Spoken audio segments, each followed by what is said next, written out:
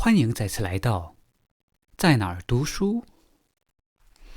짜이나얼과 책 읽는 시간. 이지만 오늘은 제 개인적인 발음 연습 및 책 읽는 시간을 갖도록 하겠습니다. 어린 왕자 총 27챕터로 구성되어 있는데 같이 읽어보는 시간 갖도록 하겠습니다. 가시죠. 제1장 6살 무렵 나는 원시림 이야기를 다룬 체험 이야기라는 책에서 놀라운 그림 하나를 본 적이 있다. 맹수를 통째로 먹어 삼킨 보아뱀의 그림이었다.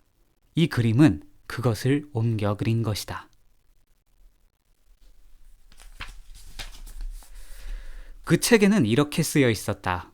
보아뱀은 먹이를 씹지도 않은 채 통째로 삼키고 그것을 소화하기 위해 무려 6달 동안 꼼짝없이 잠을 잔다.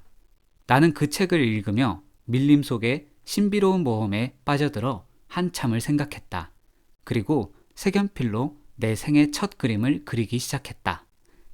나의 그림 제1호, 그것은 다음과 같았다. 나는 내가 그린 멋진 작품을 어른들에게 보여주며 그림이 너무 무섭지 않으냐고 물었다. 어른들은 되물었다. 모자가 뭐가 무섭다는 거니? 나는 모자를 그린 것이 아니었다. 그것은 코끼리를 통째로 삼키고 나서 소화하는 보아뱀의 모습이었다. 나는 어른들이 알아볼 수 있도록 보아뱀의 뱃속을 그려야 했다. 어른들에게는 언제나 자세히 설명해 주어야 한다. 나의 그림 제2호는 바로 이랬다. 어른들은 나에게 속이 보이거나 보이지 않는 보아뱀의 그림 따위는 집어치우고 지리나 역사, 산수와 문법을 공부하는 게 더 나을 거라고 충고했다. 그래서 나는 6살에 멋진 화가가 되겠다는 꿈을 포기하고 말았다. 내 그림이 성공하지 못한 것에 크게 실망했기 때문이다. 어른들은 혼자서 아무것도 이해하지 못한다. 언제나 모든 것에 대해 일일이 설명해 주어야 하니 어린 나에게는 여간 벅찬 일이 아니다. 결국 나는 다른 직업을 선택해 비행기 조종사가 되었다. 그리고 세계 이곳저곳 거의 안 가본 데 없이 날아다녔다. 어른들이 말해준 대로 지리 공부가 많은 도움이 되었다. 나는 중국과 애리조나를 쉽게 구별할 수 있었고 야간 비행 중에 방향을 잃었을 때도 지리에 대한 지식은 아주 유용했다. 나는 평생 수많은 성실한 사람을 만났다. 오랫동안 어른들 틈에서 살아왔기 때문에 아주 가까이서 그들을 볼 수 있었다. 그렇지만 그들에 대한 내 생각은 크게 변하지 않았다. 어쩌다 똑똑한 사람을 만나면 나는 늘 지니고 다니던 그림 제1호를 보여주며 시험했다. 그 사람이 뭔가를 정말로 아는 사람인지 알고 싶어서였다. 그러나 듣는 대답은 다르지 않았다. 모자군요. 나는 보아뱀이나 원시림 그리고 별들에 대해 말하지 않았다. 그 사람이 이해할 수 있는 카드게임이나 골프, 정치와 넥타이에 대해 이야기했다. 그러면 그들은 오늘 유쾌한 사람을 만났다며 매우 좋아했다. 제2장. 그래서 나는 6해 전 사하라 사막에서 비행기가 고장나기 전까지 마음을 나눌 만한 친구 하나 없이 외롭게 지내야 했다. 6해 전에 내가 조종하던 비행기의 엔진이 이상이 생겨서 작동하지 않았다. 생사가 달린 위급한 문제가 발생한 것이다. 정비사나 승객도 없었기 때문에 나는 모든 것을 혼자 해결해야 했다. 마실 물도 겨우 일주일치밖에 남아있지 않았다. 그날 밤 나는 사람이 사는 곳으로부터 수천 킬로미터 떨어진 광활한 사막 한복판에서 잠을 청해야 했다. 마치 넓은 바다 한가운데 혼자 뗏목을 타고 표류하는 듯 지독한 외로움이 느껴지는 밤이었다. 그러다 동틀 무렵 아주 나지막한 목소리가 나를 깨웠으니 내가 얼마나 놀랐겠는가. 양 한 마리만 그려줘요. 뭐라고? 양 한 마리만 그려줘요. 나는 벌떡 일어나 주위를 살폈다. 한 이상하게 생긴 어린아이가 심각한 얼굴로 나를 쳐다보고 있었다. 나는 훗날 이 어린아이를 모델로 멋진 초상화를 그린다. 이 그림은 내가 아이를 그린 것 중에 제일 멋지게 표현된 것이다. 아이의 실제 모습에 비하면 많이 부족한 그림이지만 따지고 보면 내 잘못만은 아니다. 6살 때 어른들의 말을 듣고 화가가 되겠다는 꿈을 접으면서 속이 보이는 혹은 보이지 않는 보아뱀을 그리는 것 말고는 그림 그리는 연습을 전혀 하지 않았으니 말이다. 어쨌든 나는 아이의 등장에 매우 놀라서 휘둥그레진 눈으로 어디선가 나타난 아이를 물끄러미 바라보았다. 기억하는가? 내가 있는 곳은 사람이 사는 곳으로부터 수천 킬로미터 떨어진 사막이라는 사실을. 그런데 어린아이는 지쳐 보이지도 않았고 배고프거나 목이 마른 기색도 전혀 없었다. 전혀 길을 잃은 아이 같지 않았다. 나는 겨우 정신을 가다듬고 아이에게 말을 건넸다. 너 여기서 뭐 하는 거니? 그러자 아이는 여전히 심각한 표정으로 작게 말했다. 양 한 마리만 그려줘요. 부탁이에요. 매우 신비한 상황에 놓이면 누구나 순순히 그 분위기를 따르게 마련이다. 사람이 사는 곳에서 수천 킬로미터 떨어진 사막, 생사의 갈림길에 선 나는 참으로 이상한 일을 겪고 있다는 걸 느끼면서도 주머니에서 종이 한 장과 만년필을 꺼냈다. 그러다가 이제껏 지리와 역사, 산수와 문법만을 배웠다는 사실이 떠올라 약간 언짢은 표정으로 그림을 잘 그릴 줄 모른다고 말했다. 아이가 다시 졸랐다. 괜찮아요. 양 한 마리만 그려줘요. 나는 여태껏 양을 한 번도 그려본 적이 없었다. 그래서 내가 그릴 수 있는 단 2가지 그림 중에 하나를 그렸다. 속이 보이지 않는 보아뱀이었다. 아이가 그림을 보며 말했다. 아니에요. 코끼리를 삼킨 보아뱀은 싫어요. 보아뱀은 아주 위험해요. 그리고 코끼리는 너무 커서 거추장스럽다고요. 내가 사는 곳은 아주 좁아요. 그래서 나는 양이 필요해요. 양 한 마리만 그려줘요. 아이의 반응에 깜짝 놀란 나는 양을 그렸다. 아이는 그림을 자세히 들여다보고 나서 말했다. 싫어요. 이 양은 병들었잖아요. 다시 그려줘요. 나는 다시 그렸다. 그러자 아이는 싱긋 웃으며 너그러운 목소리로 말했다. 이건 양이 아니고 염소네요. 뿔이 있잖아요. 그래서 나는 또다시 양을 그렸다. 이번에도 그림이 마음에 들지 않은 듯 아이는 이렇게 말했다.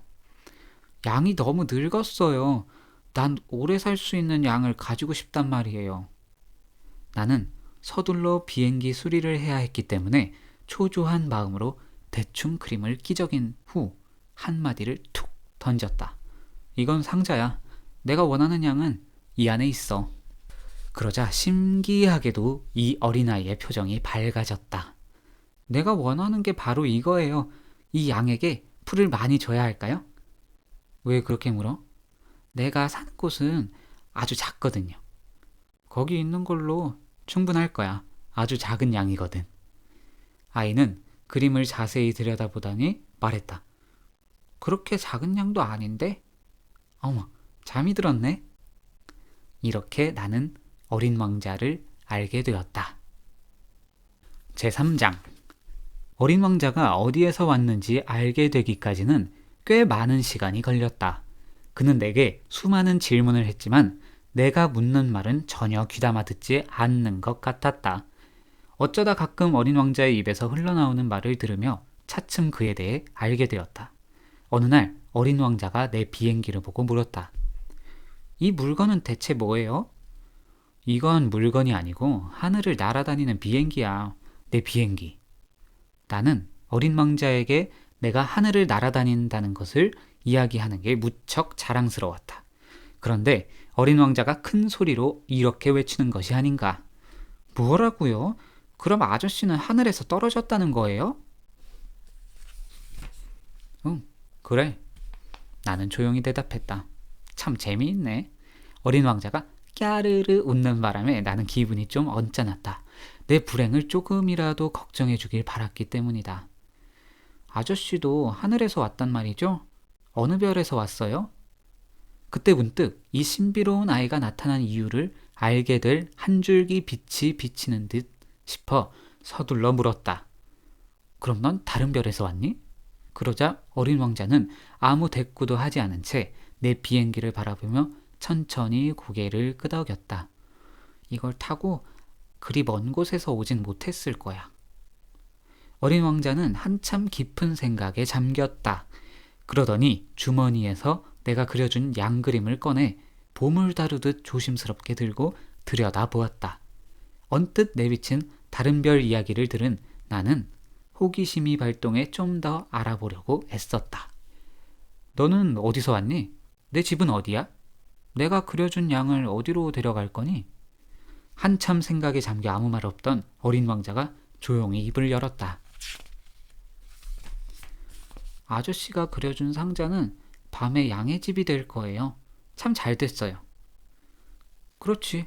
내가 착하게 잘 있으면 낮에 양을 맬 그 고삐도 그려줄게. 말뚝도. 양을 매돋는다고요? 그건 정말 이상한 생각이네요. 하지만 그렇게 하지 않으면 아무데나 가서 길을 잃을 수도 있는걸? 그러자 어린 양씨는 까르르 웃었다. 가긴 어딜 간단 말이에요? 어디든지 곧장 앞으로? 나의 말에 어린 왕자는 진지한 표정을 지으며 대꾸했다. 괜찮아요. 내가 사는 곳은 아주 작거든요. 그러고 나서 우울한 목소리로 덧붙였다. 앞으로 곧장 가봐야 그리 멀리 갈 수도 없는걸요? Chapter 4. 나는 매우 중요한 또 하나의 사실을 알게 되었다. 어린 왕자가 사는 별은 겨우 집 한 채만 하다는 것. 이는 그리 놀라운 일이 아니었다. 사람들이 지구, 목성, 화성, 금성이라고 부르는 큰 별들 외에도 만원경으로도 보기 어려운 작은 별이 무수히 많다는 사실을 나는 잘 알고 있었기 때문이다. 천문학자들은 그런 작은 별을 발견하면 이름 대신 소행성 3251호라는 식으로 번호를 붙인다. 나는 어린 왕자가 소행성 B612호에서 왔다고 믿는다. 근거 없는 추측이 아니다. 이 행성은 1909년에 터키의 한 천문학자가 딱 한 번 만원경으로 본 적이 있다. 그때 천문학자는 국제천문학회에서 행성의 발견을 충분히 증명해 보였다. 그러나 그의 옷차림을 보고 아무도 그의 말을 믿지 않았다. 어른들은 항상 이런 식이다. 그 후 터키의 한 독재자가 국민에게 유럽식으로 옷을 입으라고 명했고 거역하면 사형에 처하겠다고 했다. 1920년 천문학자가 유럽식으로 양복을 차려입고 행성의 발견을 다시 증명해 보였다. 그러자 이번에는 모두 그의 말을 믿었다. 내가 소행성 B612호에 대해 번호를 붙이며 이렇게 자세히 이야기하는 것은 모두 어른들 때문이다. 어른들은 숫자를 무척이나 좋아한다. 어른들에게 새로 사귄 친구에 대해 이야기하면 정작 중요한 것은 묻지 않는다. 그 친구의 목소리는 어때? 그 친구는 무슨 놀이를 좋아하니? 나비를 채집하는 걸 좋아하니? 이런 질문은 하지 않는다. 그 친구는 몇 살이니? 형제는 몇 명이야? 몸무게는 얼마나 나가니? 아버지는 수입이 어떻게 되니? 이렇게 질문하고 친구가 어떤 사람인지 알 수 있다고 생각한다. 어른들에게 다음과 같이 말하면 그 집을 상상하지 못할 것이다.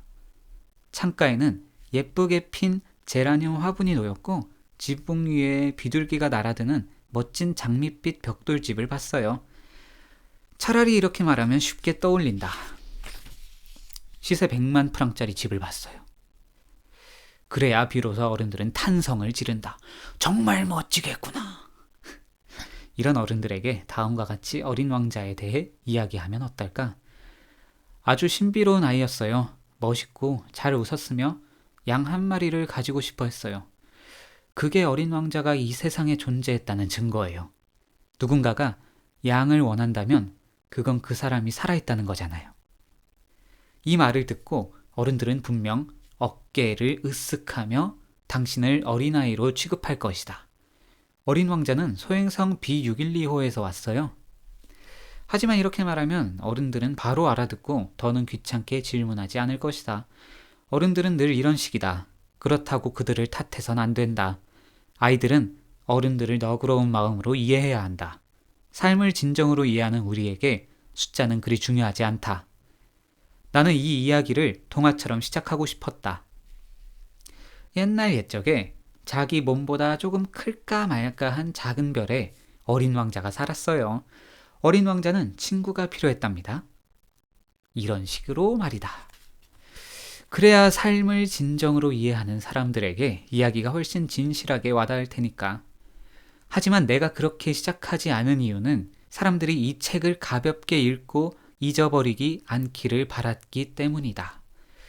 이 추억을 꺼낼 때마다 깊은 슬픔을 느낀다. 6해 전 어린 왕자는 내가 그려준 양과 함께 떠났다. 내가 여기에 어린 왕자를 되새기는 까닭은 그를 영원히 잊지 않기 위해서다. 친구를 잊는다는 것은 참으로 슬픈 일이다. 누구나 친구를 갖는 것은 아니다. 내가 만약 그를 잊는다면 나도 숫자로 이야기하기를 좋아하는 어른이 되어버릴지도 모른다. 나는 그런 어른이 되지 않기 위해 그림 물감과 연필을 샀다. 6살 때 속이 보이는 혹은 보이지 않는 보아뱀만 그려본 내가 나이가 들어 그림을 다시 시작하기는 쉬운 일은 아니다. 하지만 가능한 한 실물에 가까운 그의 초상화를 그리기 위해 노력할 것이다. 이런 시도가 반드시 성공하리라 생각하지 않는다. 어떤 그림은 담고 어떤 그림은 담지 않을 수도 있다. 어린 왕자의 키가 어느 정도였는지 정확히 기억나지 않으니 여기서는 크게, 그리고 저기서는 작게 그릴 수도 있다. 어린 왕자의 옷차림을 그릴 때도 망설일 것이다. 그래서 나는 생각나는 대로 이렇게 저렇게 그릴 따름이다. 가장 중요한 부분은 잘못 그릴 수도 있지만 나를 탓하지 말았으면 한다. 내 친구 어린 왕자는 자신에 대해 단 번도 이런저런 설명을 한 적이 없었다. 아마 내가 자신과 비슷하다고 생각했던 것 같다. 하지만 불행히도 나는 상자 안의 양을 볼 줄 모른다. 나 역시 이제 나이가 들어 어른들과 비슷해지는 모양이다. 제5장. 나는 어린 왕자가 무심코 하는 말을 듣고 그의 별과 별을 떠난 이유, 그리고 여행에 대해 알게 되었다. 그와 함께 지낸 지 사흘째 되는 날, 바오밥 나무의 이야기를 들었다. 이번에도 양 덕분이었다. 갑자기 어린 왕자가 아주 걱정스러운 목소리로 내게 물었다. 이 양이 작은 나무를 먹는다는 게 사실이에요? 응, 그래. 사실이야. 와, 정말 잘 됐다. 나는 양이 작은 나무를 먹는다는 게 왜 그렇게 중요한지 이해할 수 없었다. 어린 왕자가 말을 이었다. 그럼 바오밥 나무도 먹겠죠? 나는 바오밥 나무는 성당만큼 큰 나무라 코끼리 떼를 데려간다고 해도 먹어치우지는 못할 거라고 했다. 코끼리 떼라는 말에 어린 왕자가 웃으며 말했다. 코끼리들을 포개 놓아야겠네. 어린 왕자는 재치 있게 말하고 나서 다시 진지해졌다. 바오밥 나무도 다 자라기 전에는 아주 작았을 거예요. 당연하지. 그런데 양이 왜 바오밥 나무를 먹어야 하니? 아휴, 어린 왕자는 더는 대답 없이 한숨을 내뱉었다. 그래서 나는 혼자 수수께끼를 풀기 위해 애썼다. 다른 별처럼 어린 왕자가 사는 별에도 좋은 풀과 나쁜 풀이 있다. 따라서 좋은 씨앗과 나쁜 씨앗이 있기 마련이다. 그러나 씨앗은 눈에 보이지 않는다. 씨앗은 땅속 깊은 곳에서 잠자고 있다가 깨고 싶으면 어느 날 갑자기 기지개를 켠 후 태양을 향해 작고 여린 새싹을 쏙 내민다. 그것이 홍당무나 장미의 새싹이면 그대로 두어도 좋다. 하지만 나쁜 풀의 새싹이라면 보이는 대로 뽑아야 한다. 어린 왕자가 사는 별에는 무서운 씨앗이 있었다. 바로 바오밥 나무의 그것. 그 별에는 바오밥 나무의 씨앗이 가득했다. 이 씨앗은 조금만 늦게 뽑아도 손을 쓸 수 없게 된다. 금세 자라 별 전체를 뒤덮고 뿌리가 별 속으로 파고들어 구멍을 낸다. 그래서 아주 작은 별에 바오밥 나무가 많으면 별은 산산조각이 나고 만다. 훗날 어린 왕자는 이렇게 말했다. 그건 습관의 문제예요. 아침에 일어나 세수하고 나면 별도 정성껏 돌봐주어야 해요. 바오밥 나무가 아주 어릴 때는 장미와 비슷하니까 신경 써서 구별해야 하죠. 바오밥 나무인지 잘 보고 가려 뽑아야 해요. 이건 좀 귀찮은 일이지만 한편 무척 쉬워요. 그리고 이것을 지구별에 사는 사람들이 기억하도록 예쁘게 그려 놓으라고 충고했다. 언젠가 아이들이 여행할 때 이 그림이 많은 도움이 될 거예요. 할 일을 뒤로 미루는 것이 괜찮을 때도 있지만 바오밥 나무도 그런 습관으로 관리했다간 후에 엄청난 재앙이 뒤따르거든요. 어느 별에 사는 한 게으름뱅이가 작은 바오밥 나무 세 그루를 그냥 내버려 두다가 그만. 나는 그의 말을 토대로 게으름뱅이의 별을 그렸다. 누군가에게 성인군자처럼 충고하는 것을 싫어하는 나지만 바오밥 나무에 대한 위험은 많이 알려지지 않았고 만일 소행성에서 길을 잃는다면 매우 위험하므로 항상 겸손해야 한다는 원칙을 깨고 이렇게 외친다. 아이들아! 바오밥 나무를 조심해! 매우 정성을 들여 바오밥 나무를 그린 이유는 오래전 나같이 아무것도 모른 채 위험에 빠져 있는 친구에게 알려주기 위해서다. 내가 전한 이 교훈은 수고해서 그린 그림만큼 가치 있다. 이 책에 왜 바오밥 나무만큼 멋진 그림이 없을까 생각할 수 있다. 답은 아주 간단하다. 다른 그림들도 멋지게 그리려고 노력했지만 잘 되지 않았다. 그런데 바오밥 나무를 그릴 때는 위험을 알리고자 하는 다급한 마음에 힘이 났다. Chapter 6. 어린 왕자야. 너의 소박하고 쓸쓸한 삶을 조금 알게 되었어. 내 마음을 평온하게 달래주는 것은 해질 무렵의 아름다운 풍경밖에 없다는 걸 말이야. 사흘째 되는 날 아침, 내가 한 말을 듣고 나는 그 사실을 알게 됐어. 난 해질 무렵이 좋아요. 우리 해지는 걸 보러 가요. 아직 좀 더 기다려야지. 기다리다니요? 뭘요? 해가 지길 말이야. 해가 지길 기다려야지. 처음에 어린 왕자는 놀란 표정을 짓더니 이내 자신이 한 말이 우스웠는지 이렇게 말했어. 지금도 나는 내 별에 있는 기분이에요. 맞아. 미국이 정오일 때 프랑스는 해가 져. 프랑스가 금세 날아갈 수 있다면 해가 지는 광경을 볼 수 있을 거야. 하지만 프랑스는 너무 멀어. 그러나 너의 작은 별에서는 의자를 조금 끌어당겨 앉으면 되지. 그렇게 하면 언제든지 보고 싶은 석양을 바라볼 수 있었어. 어느 날에는 해 지는 모습을 44번이나 보았어요. 잠시 후 너는 말을 이었다. 아저씨도 알 거예요. 누구나 몹시 슬픈 날에는 해 지는 모습을 보고 싶어 한다는 걸요. 44번이나 볼 만큼 슬펐었니? 어린 왕자, 너는 아무 말도 하지 않았다. 제7장. 닷새째 되는 날, 역시 양 덕분에 어린 왕자의 비밀 이야기를 또 하나 듣게 되었다.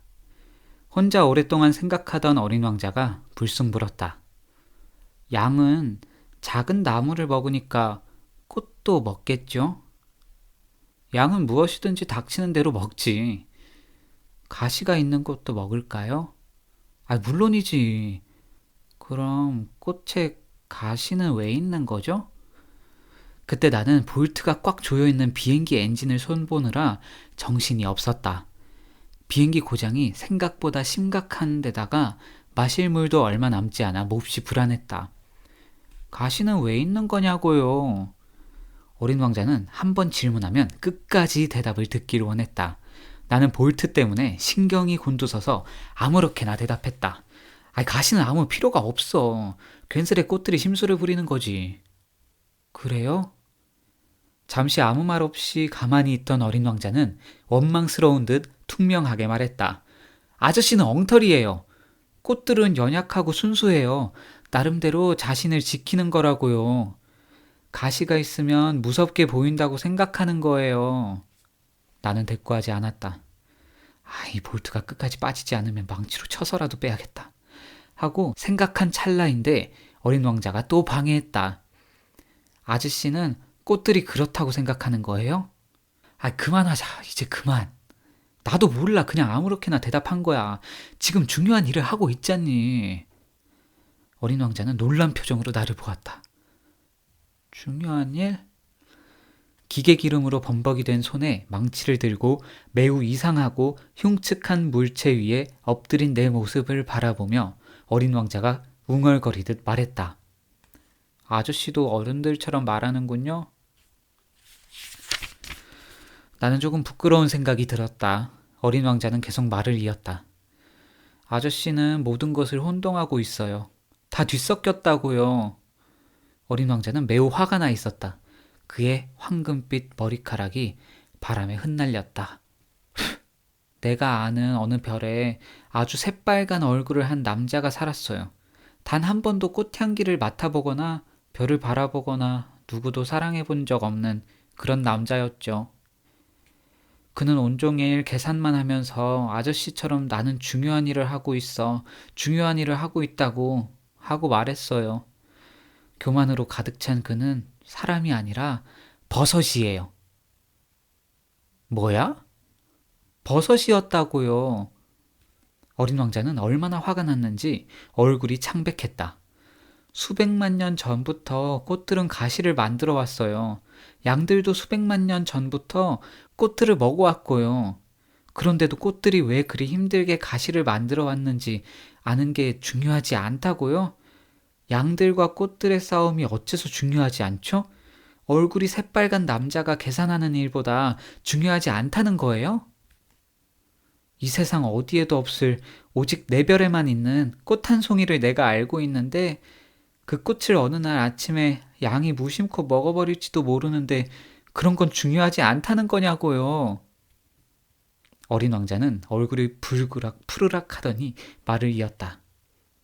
오직 하나뿐인 꽃을 사랑하는 사람은 수백만 개의 별을 바라보는 것만으로도 행복할 거예요. 그는 마음속으로 내가 사랑하는 꽃이 저 별 어딘가에 있겠지 생각할 때니까요.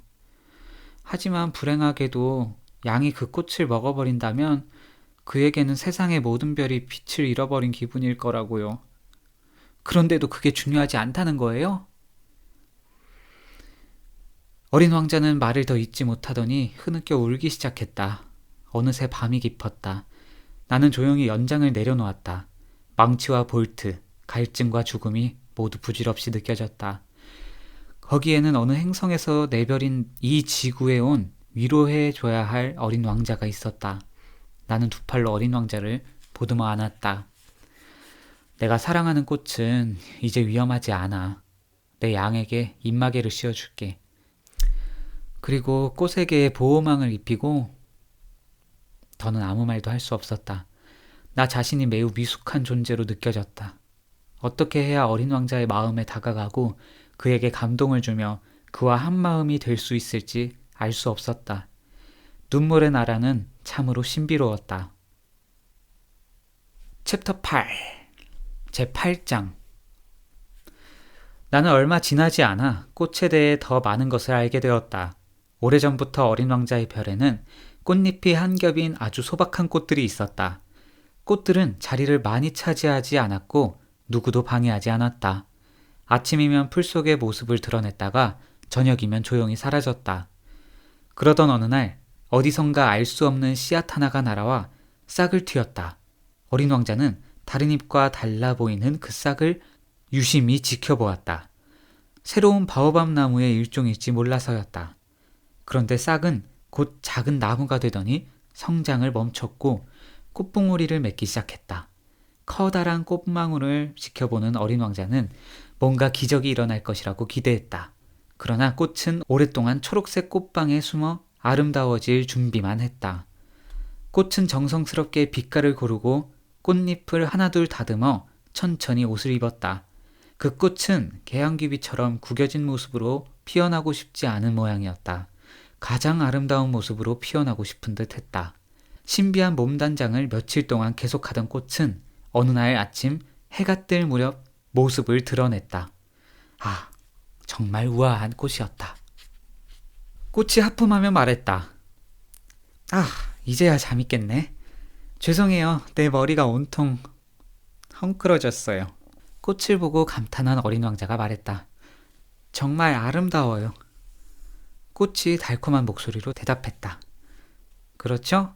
나는 해와 함께 태어났어요.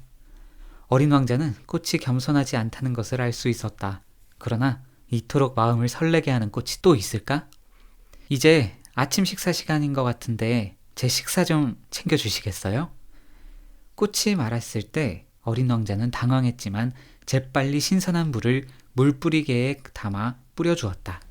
이렇게 꽃은 심술궂은 허영심과 까다로운 성품으로 어린 왕자를 괴롭혔다.